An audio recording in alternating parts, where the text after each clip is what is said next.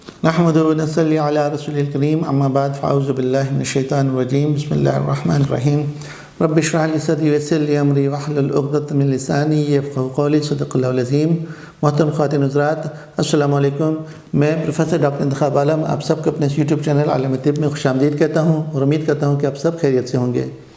ناظرین، رمضان کریم کی مناسبت سے آج کے اس ویڈیو میں کچھ بات کروں گا روزے کی اہمیت، عبادت کے مفہوم اور قرآن شریف کو سمجھ کر پڑھنے کی اہمیت پر۔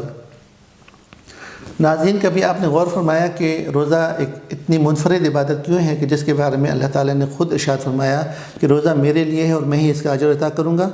وہ شاید اس لیے کیونکہ روزہ وہ واحد عبادت ہے جس میں ریاکاری اور دکھاوا ممکن نہیں، اور آپ کو پتہ ہے کہ جس نیک کام اور عبادت میں ریاکاری نہ ہو، دکھاوا نہ ہو، وہ مقبول ہوتی ہے اور اس کا اجر اللہ تعالیٰ بہت زیادہ عطا فرماتے ہیں۔ بلکہ اگر ریاکاری کی جائے تو بعض دفعہ الٹا اس کا گناہ ملتا ہے اور اس کا گناہ شرک تک پہنچ جاتا ہے۔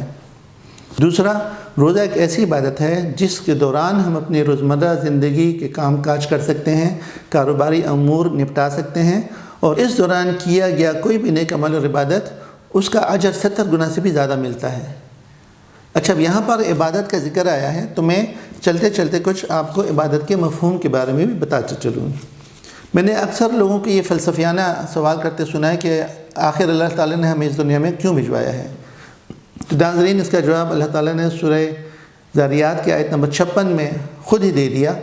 اللہ تعالیٰ کے ارشاد ہے، اعوذ باللہ من الشیطان الرجیم وما خلقت الجن والانس الا لیعبدون، کہ ہم نے نہیں پیدا کیا جنوں اور انسانوں کو لیکن فقط اس لیے تاکہ وہ میری عبادت کریں۔ یعنی ہمارا اس دنیا میں آنے کا مقصد اللہ تعالیٰ کی عبادت کرنا ہے۔ ناظرین، عبادت کے بارے میں ہماری بڑی محدود سوچ ہے۔ ہم صرف نماز پڑھنے کو، روزہ رکھنے کو، زکوٰۃ دینے کو اور حج کرنے کو عبادت سمجھتے ہیں۔ تو کیا ہماری باقی زندگی بغیر عبادت کی گزرتی ہے؟ نہیں، ایسا نہیں ہے۔ عبادت کا مختصر مفہوم یہ ہے اللہ تعالیٰ کے احکامات کی پابندی کرنا اور اللہ تعالیٰ کو راضی کرنا، اس کو خوش کرنا۔ آپ کوئی کام ایسا کریں جس سے اللہ تعالیٰ خوش ہو جائے، وہ عبادت ہے۔ وہ ہو سکتا ہے آپ کو کوئی ارادہ ہو، کوئی سوچ ہو، کوئی کلام ہو، کوئی تحریر ہو، سوشل میڈیا پر کوئی ایسی پوسٹ ہو جو لوگوں کی ہدایت کا باعث بن رہی ہو، یا آپ کا کوئی حسن خلق ہو کسی لوگوں کے ساتھ جو اللہ تعالیٰ کو راضی کرے، جو اللہ تعالیٰ کو خوش کر دے، وہ عبادت کے زمرے میں آتا ہے۔ تو اگر ہم چاہیں تو ہم ساری زندگی عبادت میں بدل سکتے ہیں، بشرط یہ کہ ہم عبادت کے اس مفہوم کو اپنے ذہن میں رکھیں اور اپنے زندگی کے ہر معاملے میں، ہر پہلو میں، ہر مرحلے پر اللہ تعالیٰ کے احکامات کی پابندی کریں۔ میں آپ کو اس بارے میں چند مثالیں دینا چاہوں گا۔ ہم باہمی تعلقات کے سلسلے میں ایک دوسرے کے ساتھ کلام کرتے ہیں، بات چیت کرتے ہیں، گفتگو کرتے ہیں، تو اس کے بارے میں اللہ تعالیٰ کے چیدہ کچھ احکامات میں آپ کے گوش گزار کرنا چاہوں گا۔ سورہ بقرہ کی آیت نمبر 83 میں اللہ تعالیٰ کا ارشاد ہے، قولوا للناس حسنا، کہ لوگوں کے ساتھ احسن بات کرو، نرم خوئی سے بات کرو، میٹھی بات کرو۔ اس طرح اللہ تعالیٰ کا سورہ نساء کی آیت نمبر 9 اور سورہ الاحزاب کی آیت نمبر 70 میں ارشاد ہے، قولوا قولا سدیدا۔ علماء فرماتے ہیں کہ قولا سدیدا کا مطلب ہے وہ قول جو سچ ہو، حق پر مبنی ہو، اس میں کوئی لغو بات نہ ہو، گالم گلوچ نہ ہو، کسی کی بے عزتی نہ کی گئی ہو، وہ قولا سدیدا ہے۔ اب اگر ہم باہمی تعلقات کے سلسلے میں بات چیت کے دوران اللہ تعالیٰ کے ان احکامات کی پابندی کریں اور حسن اخلاق کا مظاہرہ کریں، ایک دوسرے سے میل جول میں، تو ہم اللہ تعالیٰ کی عبادت کر رہے ہوتے ہیں۔ اسی طریقے سے شرم و حیا کے سلسلے میں اللہ تعالیٰ نے سورہ نور میں مخالف سن سے بات چیت کے دوران نظر نیچی رکھنے کا حکم فرمایا ہے۔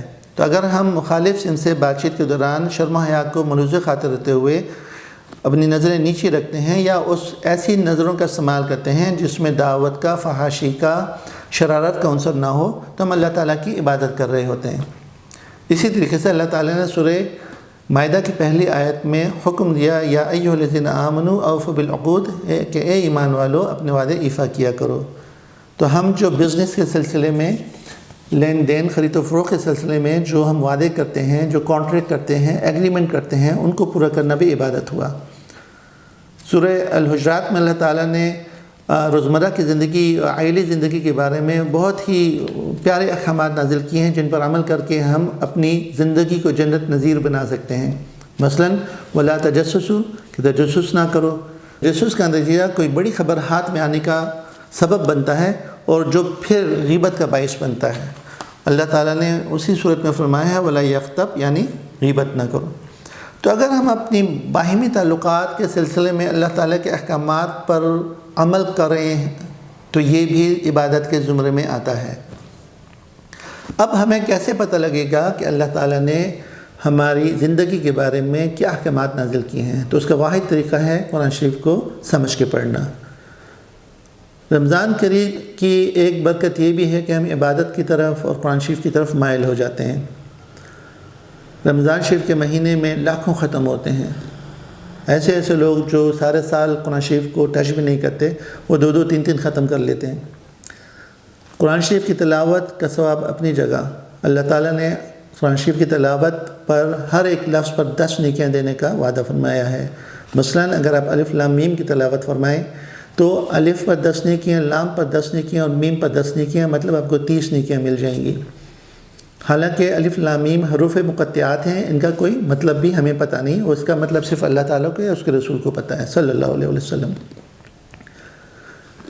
تاہم اگر آپ قرآن شریف کو سمجھ کے پڑھیں تو آپ اس کے اجر کا سوچ بھی نہیں سکتے۔ اس کا سب سے بڑا فائدہ یہ ہوگا کہ آپ کو ان احکامات کا علم ہو جائے گا جو اللہ تعالیٰ نے ہماری زندگی کے مطابق ہمیں دیے ہیں، قرآن شریف میں نازل فرمائے ہیں۔ اس بارے میں ایک کتاب جو حال ہی میں شائع ہوئی ہے، میری زندگی کی حقیقت، اس میں نے اللہ تعالیٰ کے محکم آیات جتنے بھی ہماری زندگی کے بارے میں احکامات ہیں ان کو یکجا کرنے کی کوشش کی ہے۔